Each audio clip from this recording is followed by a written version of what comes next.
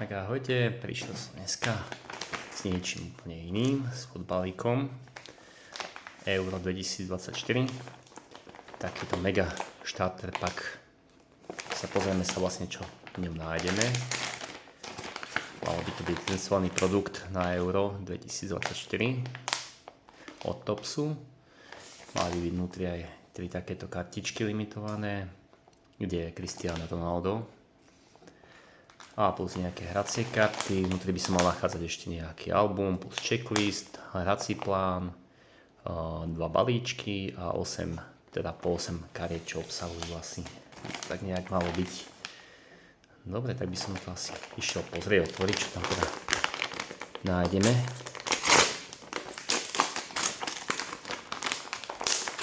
Tak skrýva.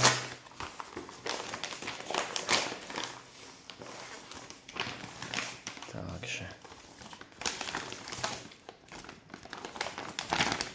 dobre, všetko vyzerá. Takže máme tu 3 takéto balíčky. 2 z eura, kde sú karty a tu sú tie pravdepodobne promo karty nejaké. Tie si zatiaľ dáme na bok. Potom tu máme to vlastne je zoznam všetkých tých hráčov, ktorí tam teda hrajú za akúkoľvek krajinu, ktorých si môžeme podľa tohoto potom zaraďovať do albumu. A rôzne typy vzácnych kariet, všetko je to tu popísané. Potom tu máme druhý taký checklist, kde sú tiež zoznamené nejaké karty, nejaký Black Edition, teda štáty, hej, aj Česko tu je. Niektorí hráči tam teoreticky nie sú, majú licencie na to.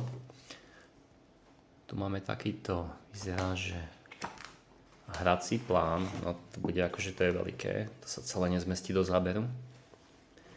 To neviem presne vám ešte vysvetliť, ak sa toto hrá, ale ak by mal niekto záujem, tak si to môžem skúsiť sa naučiť a to môžeme predviesť, že ako to funguje medzi dvomi hráčmi. Dobre, ďalšie, čo je zaujímavé, máme tu takúto knihu, kde sú vlastne popísané veškeré karty, ktoré sa nachádzajú v balíčkoch a ktoré môžeme teda získať. Máme tu vlastne foilové základné karty, je 63 kusov, nachádzajú sa v každom druhom balíčku, nie 2 v každom balíčku. Hej. Môžeme nájsť takéto pekné leskové karty. K ním teda obsahujú nejakú paralelu. To znamená, tá istá karta, len je celá zelená a tá už sa nachádza jedna v 4 balíčkoch. Potom tu máme takéto holographic foil. Tá by sa mala nachádzať jedna karta v každom druhom balíčku. Ultimate. Alebo potom majú ešte také paralely, že vlastne sú tiež, je to tu napísané, že fialovými okrajmi tieto karty, ale celé fialové, sa nachádza 1 v 5 balíčkoch. Potom tu máme nejaké legendárne karty, to sú hráči, ktorí sú podpísaní na kartách, ale sú to aspoň také vytlačené podpisy, je tam 1 v 7 balíčkoch, je takýto padnúť. Potom tu máme také vzácnejšie karty, Black Edge karty, je ich teda len 9 kusov, jedna padá v 16 balíčkoch, zhruba za 16 balíčkov je byť jedna padnúť. Potom máme takéto štíty, ktoré už teda vedia padnúť aj v limitoch, záleží ako budú. Vzácnejšie karty, áno, tie vlastne štíty padá 1 na 24 balíčkov.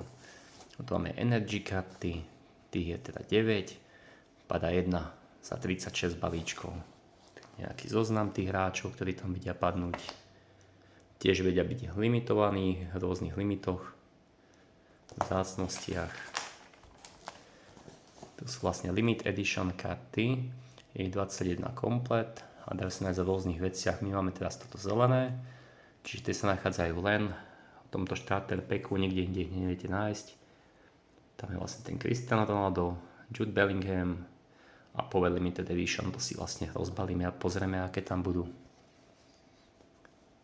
Potom vedia padnúť aj nejaké exkluzívne karty.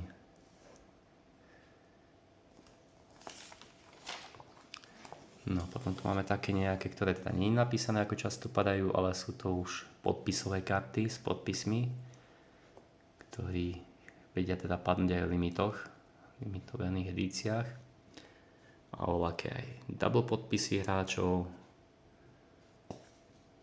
Plus máme tu špeciálne reliky, ale tie teda padajú len v tinkách. Keď si kúpime tie kovové škatulky, tak vie byť jedna z 28 škatuliek sa dá nájsť takáto, alebo takáto pravdepodobne s kúskom dresu v megatinkách. Potom čo je úplný trop, tak vie padnúť Cristiano Ronaldo, Celebration, padá jedna karta na 500 balíčkov, takže úplne super. A tieto limity, to bude sa nachádzať jeden balíček náhodne vsunutý, kde sa nachádzajú len tieto karty. Tu sú nejaké samolepky, čo budú vychádzať. Limitované karty, ktoré vedia poslať len priamo z obchodu, nejak inak sa získať nedajú. To sú vlastne produkty, ktoré sa nachádzajú. Rôzne teda karty, ktoré ešte budú vychádzať v tejto sérii od Eura. A to je vlastne všetko. Potom tu máme takýto album, do ktorého si vieme teda založiť tie naše dvojstrany, aby sme sa vedeli v tom orientovať, že čo je čo. Takže si dáme nejakú takúto prvú, dá sa to akože krásne do neho vsunúť, je to na to urobené.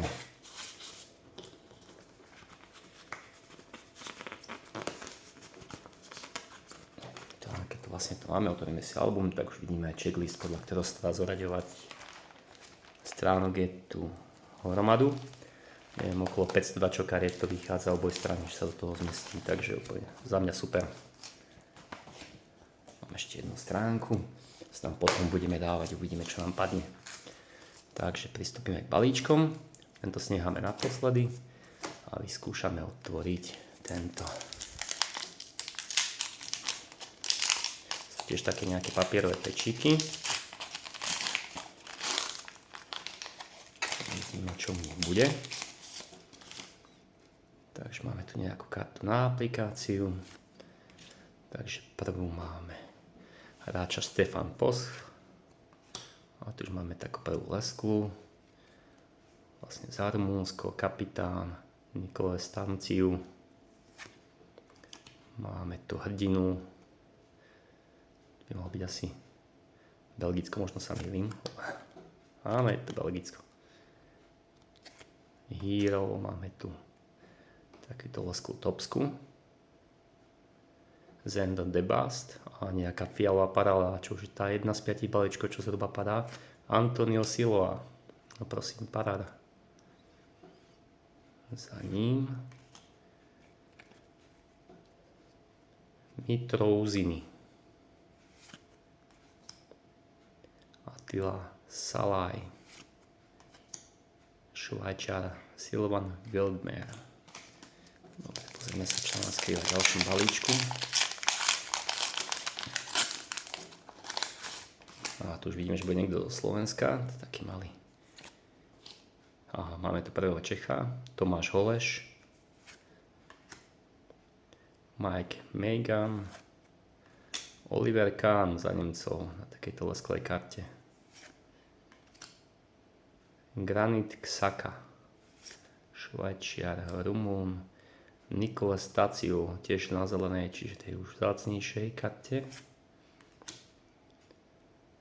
Mark Guhej. A zaujímavé, Black Edition Cristiano Ronaldo. Tá karta má padať 1 na 16 balíčkov. A neviem, či Cristiano nie je ako najlepší hneď top hit. Obsahuje nejaké štatistiky, jeho rýchlosť maximálnu a ďalšie údaje. Takže hneď nám padlo Cristiano Ronaldo zo štartovacieho pečíku. Paráda. Slovák Ondrej Duda. Tak akože mali sme tu jednu fialovú, zelenú. Keď to tak nájdem. Tak hneď nám padli celkom super karty, ktoré padajú len sem a tam nejakých balíčkoch. Akože dobré, z 2 pečíkov, super. Ešte tu máme tento jeden, ktorý tu na nás čaká. Tam mali byť tie nejaké limitované karty. No, to ide horšie otvoriť. A my sa do ňa dostaneme. Takže máme tu nejak súča otočené. Aha, máme tu takúto, no to asi má ísť takto nejak. Či? Ani, asi nie. Takže máme tu prvú kartu, takúto limited edition, obsahuje kopec hráčov. Teraz teda nachádza len v tomto balíčku nejaký aplikačná odmena. Keď chceme hrať online, Cristiano Ronaldo na euro, Jude Bellingham, limitoch plus teda nejaké karty, ktoré sú na ten hrací plán, sa dajú využiť, keď chceme hrať s niekým. Takáto VAR, agent card, lekárnička a to je asi všetko. Takže za mňa super, no. Rozbalovačka eura, nie takéto krásne hity v nich. Si myslím, že úplne super. Dobre, vidíme sa zase niekedy na budúce s niečím ďalším. Keď sa vám video páčilo, dajte like, poprípadne nejaký komentár, ak ste niečo zvedali, kľudne napíšte. Čaute.